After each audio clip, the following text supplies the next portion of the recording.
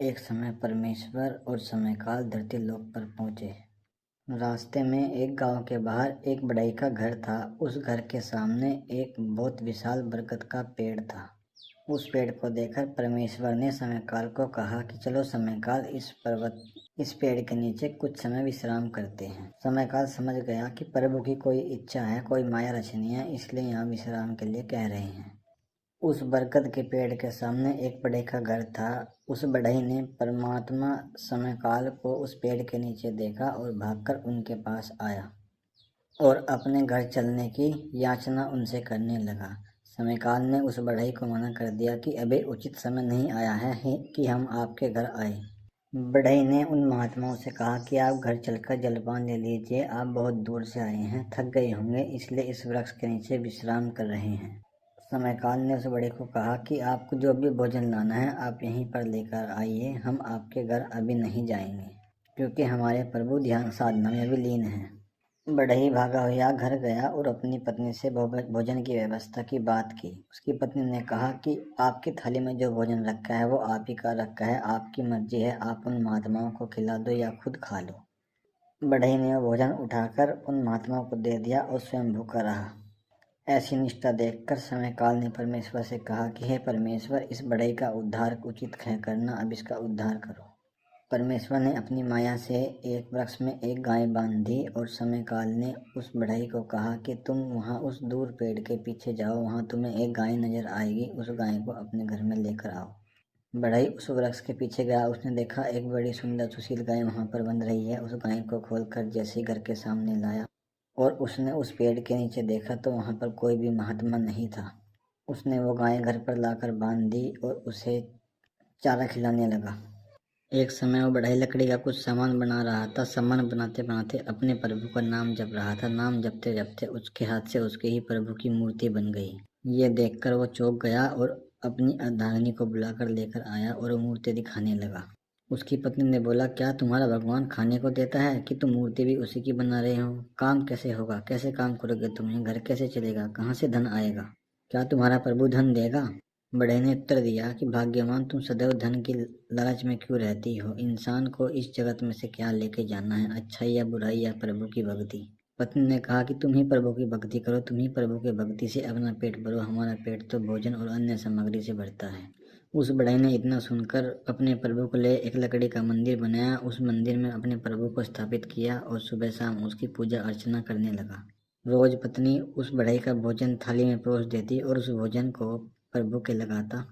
प्रभु के भोग लगाने के बाद उस बढ़ई ने सोचा कि मैं तो इस योग्य हुई नहीं जो इस भोजन को खा सकूं। इस भोजन को तो केवल गाय माता ही खा सकती है, क्योंकि हमने सुना है कि गाय माता के अंदर सभी देवी देवताओं का निवास होता है। उस भोजन को उठाकर उसने गाय माता को दिया और उनके चरण स्पर्श किए। उसने ये कार्य रोज किया। सुबह शाम भोजन का भोग लगाता, उस गाय माता को दे देता। एक समय उसे रात में स्वप्न आया कि उस लकड़ी की मूर्ति में से प्रकाश निकल रहा है। अचंभित होकर वो चारपाई पे से उठा। उसने रात को 12 बजे देखा कि वास्तव में ही उस मूर्ति में से प्रकाश निकल रहा है। उसने उसी मूर्ति में प्रकाश को देखा और उसकी वहीं पर पूजा पाठ करने लगा। उस मूर्ति के सामने ही ध्यान साधना में बैठ गया। ध्यान साधना में बैठने के बाद परमेश्वर की माया से उसे परमेश्वर का ज्ञान हुआ और वो अपनी पत्नी और बच्चों को भी ज्ञान की बातें बताने लगा। उसकी पत्नी ने उसका तिरस्कार किया और तिरस्कार करने के बाद वह स्वतः बीमार हो गई। कुछ समय पश्चात वहां पर मंदिर के पुजारी जा रहे थे। उस बढ़ई ने उन पुजारी को प्रणाम किया कि कहा कि पुजारी, आप हमारे घर भी आओ, हमें भी सेवा का मौका दे। उस पुजारी ने उत्तर दिया, ए निर्धन बढ़ई, आपके पास देने के लिए क्या है कि मंदिर में आप कुछ दान दे सकते हो? बढ़ई ने कहा कि दान तो उसे दिया जाता है जो गरीब हो, निर्धन हो, अपाहिज हो, जिसने सारी सृष्टि बनाई है। आप उसके मंदिर के लिए दान मांग रहे हो, क्या ये उचित है? पुजारी ने कहा, ए निर्धन बढ़ई, क्या तुम्हें इतना ज्ञान हो गया कि हमें ज्ञान की बातें बता रहे हो? क्या जानते हो कि मैं कौन हूँ? बढ़ई ने कहा कि मैं जानता हूँ, आप मंदिर के पुजारी हो, आप विद्वान हो। मैं तो विद्वान नहीं हूँ, लेकिन जो मेरे मन में आया मैं बोल रहा हूँ। पुजारी को ये अपमान बर्दाश्त नहीं हुआ और उसने उस निर्धन बढ़ई से कहा, यदि तुम्हें ज्ञान लग रहा है कि तुम बड़े ज्ञानी हो तो मेरे कुछ श्लोक का उत्तर दो।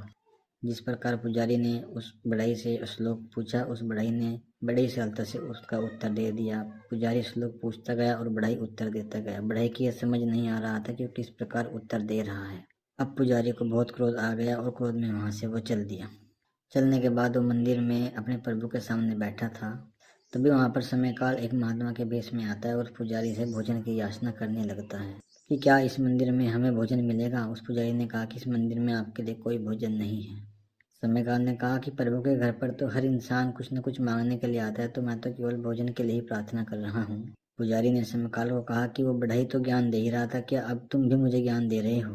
क्या तुम अपने आप को बहुत बड़ा ज्ञानी समझते हो? समय काल ने कहा कि ज्ञानी तो वो होता है जिसे प्रभु का ज्ञान होता है, ब्रह्म ज्ञान होता है। पुजारी ने कहा क्या मुझे कोई ज्ञान नहीं है? समय काल ने कहा कि ये तो समय आने पर ही पता लगेगा कि किसे ज्ञान हुआ है, किसे नहीं हुआ है। इतना कहकर समय काल वहां से चल दिया और तभी पुजारी की तबीयत खराब हो गई। अब पुजारी अस्वस्थ होकर एक मंदिर के पीछे के कमरे में रहने लगा।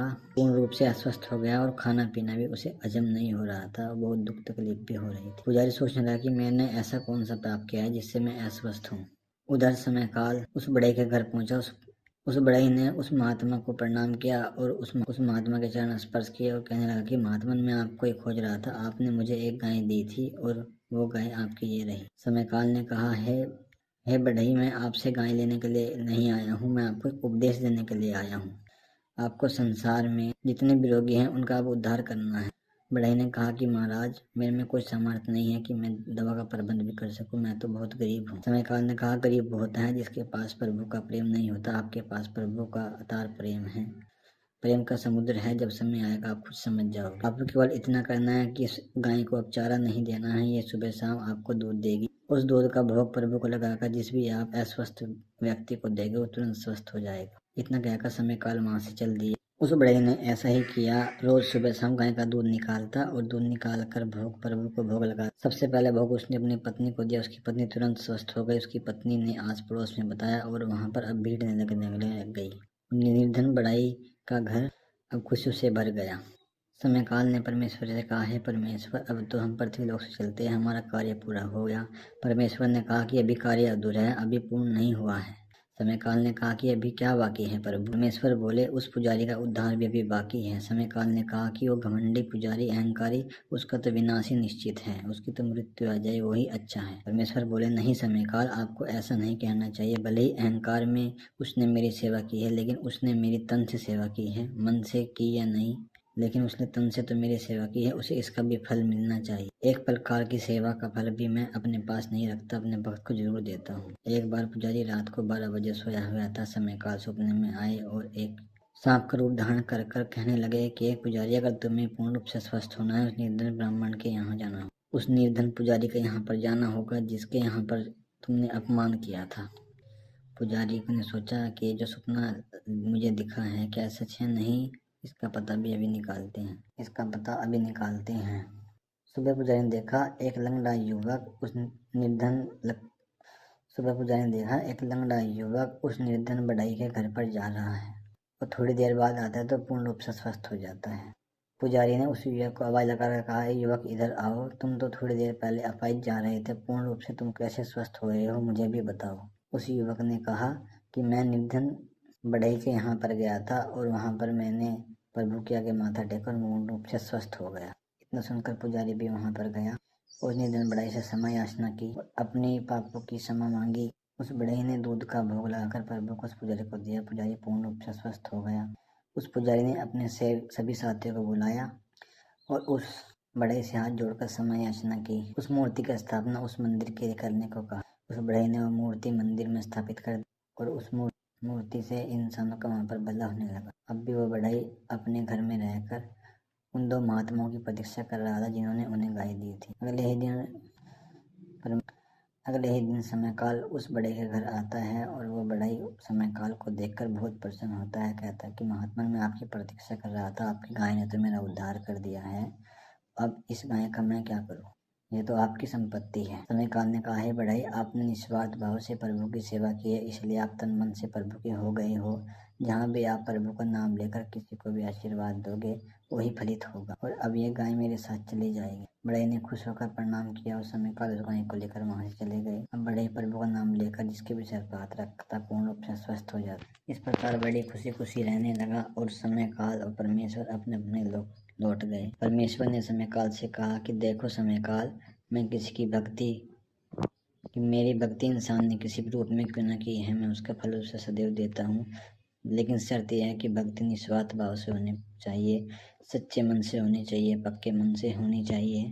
जो भक्ति इंसान स्वार्थ के लिए करता है वो भक्ति नहीं होती है, वो केवल एक लालच होता है। जब उसकी मनोकामना पूर्ण हो जाती है तो वो मेरे रूप को भूल जाता है। जिस प्रकार शरीर को जीने के लिए सांस की आवश्यकता होती है, उसी प्रकार आत्मा को जीने के लिए मेरे नाम की आवश्यकता होती है। यदि कोई इंसान जन्म लेकर भक्ति नहीं करता तो मेरे रूप का अपमान करता है। इसलिए इंसान को भक्ति